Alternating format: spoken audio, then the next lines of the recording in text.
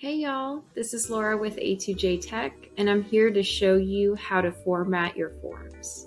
So right now, using the Georgia summons that I've been mentioning in previous videos, I'm going to show you how to maintain the underlines on your forms. So this Georgia summons was originally a PDF, and literally using PDFs is a big pain on Document. However, if you do want to use it, they do have a feature that allows you to automate on PDFs. But if you are concerned about spacing or formatting, I highly encourage you just to convert those PDFs into a Word document just to make the automation process easier. And especially if you are new to document automation, I highly encourage you to use the Word document tagger instead. Using PDFs just makes everything complicated. So I'm going to pull up the converted Word document I have at hand right here.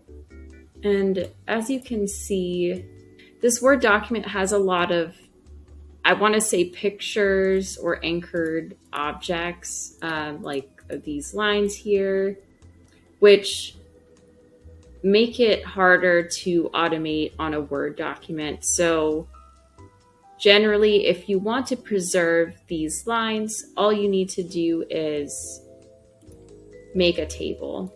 So I'm going to show you how to do that right now.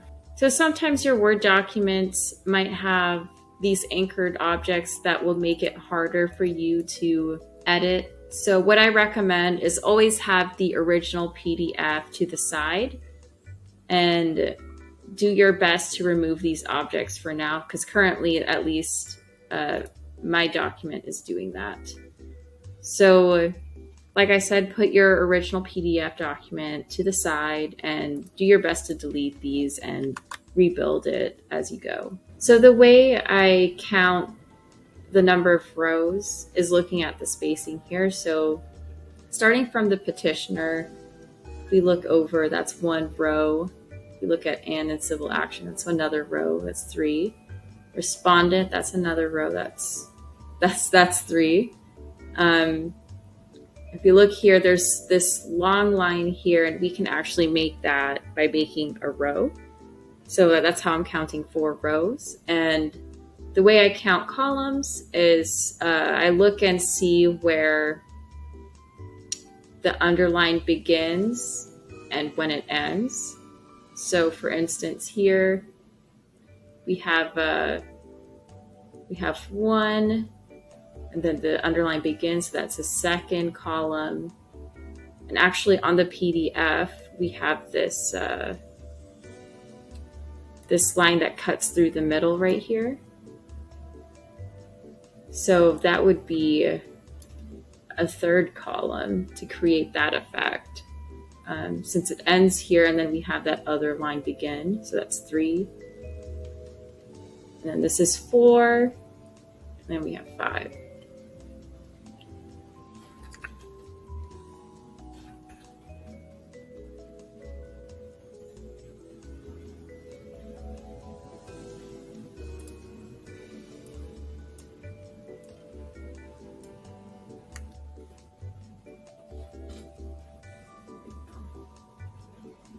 This one comes up a bit closer. Okay, perfect.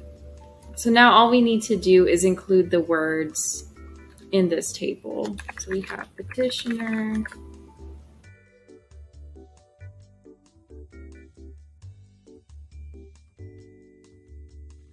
So now before I get rid of the underlines and add in more formatting to this table, what I like to do is make sure that the table doesn't expand as more contents fit in. So when you start putting variables in, you'll see that the lines expand.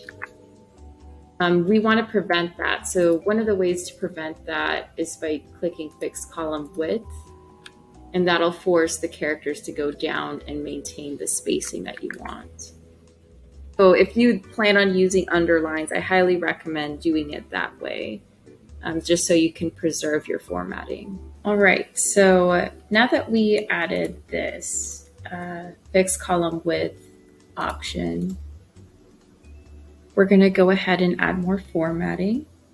So it looks like there's some additional spacing in between these cells. So let's just include that spacing.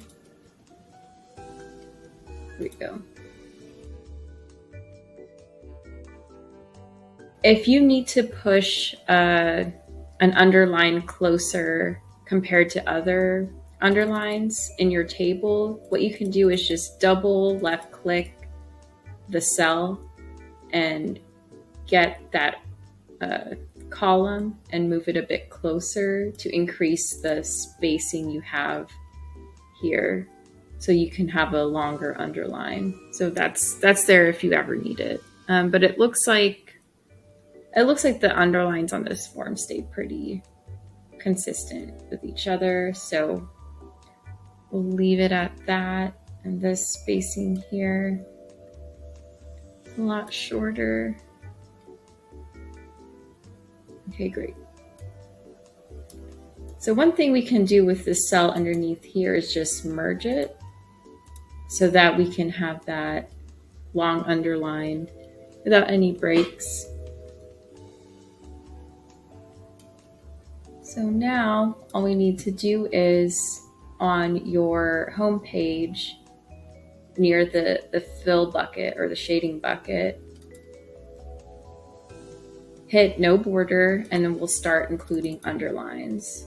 So if you double left click, you'll get that underline box pop up. All you need to do is just hit the underline and it'll come up. It looks like these underlines are a bit off, and that might be because of the spacing.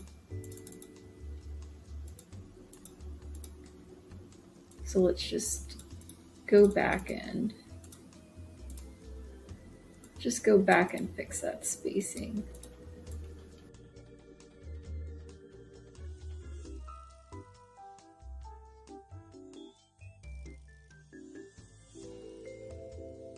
Now, the only thing we're missing is this line in the middle.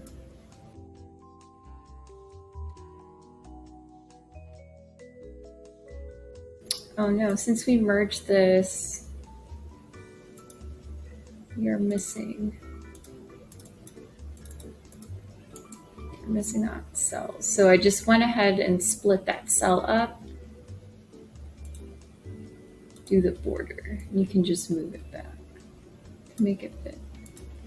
Now, one last thing to keep in mind is whether those underlines fit on the paper. And it looks like some of these are a bit too long, so I'm just gonna readjust that.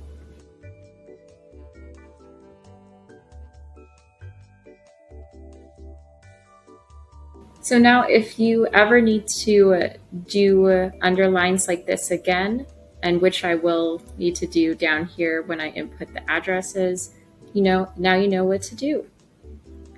So if you ever need a document expert, feel free to reach out to us at A2J Tech.